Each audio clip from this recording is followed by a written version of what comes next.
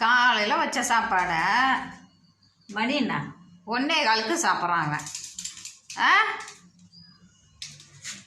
இவன் மதியத்துக்கு வந்துட்டான். அவன் காலையில் சாப்பிட்டான் அவன் சாப்பாடை. இப்போ வாங்க முட்டை சாப்பிட. இங்கே பாரு, இங்கே பாரு முட்டை பாரு. இல்லை எங்கே வா முட்டை. நீ இவன் வந்துட்டான் சாப்பிட்றத விட்டுட்டு முட்டைக்கு வந்துட்டான். அவனுக்கு தான். நீ போய் சாப்பிடு. காலையிலேருந்து நீ சாப்பிடல, உனக்கு கிடையாது. இங்கே வா முட்டை தரேன் வா. அவன் வந்துட்டான் பாரு.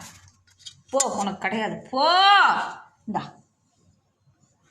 சாப்பிடு பாப்பா. உனக்கு கிடையாது. நீ போய் சாப்பாடு சாப்பிடு. நீ எதையுமே சாப்பிட மாட்ட. உனக்கு முட்டைக்கு வந்து நீ இப்போ சாப்பிட்றத விட்டுட்டு வர. போ, உன் சாப்பாட்டில் வைக்கிறேன். போ போ.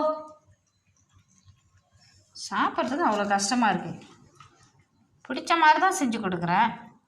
இந்தா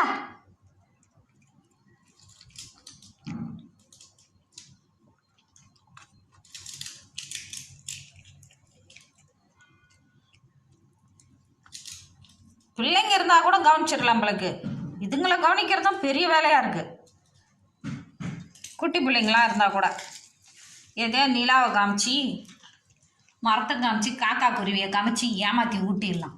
ஆனால் இதுங்களாம் சாப்பாடு சாப்பிட்லன்னா இதுங்களுக்கு வியாதியாக என்னன்னு கண்டுபிடிக்கிறதும் பயமாக இருக்குது. சாப்பாடு ஒன்று தான் இவங்களை நம்ம கண்டுபிடிக்கிறது.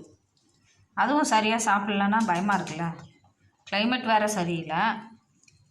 பார்த்து பார்த்து சமைச்சு கொடுக்கும்போதே எங்கள் லேசி செத்துட்டான். வீட்டுக்குள்ளேயே வளர்த்தோம்.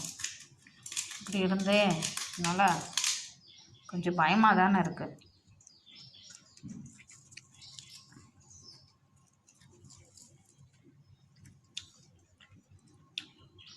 ஏய் போயிட்டியா? இங்கே வா, அவனுக்கு வேண்டாம்மா. இங்கே வா பப்ளா, நீ சாப்பிடுதா போதுமாடி.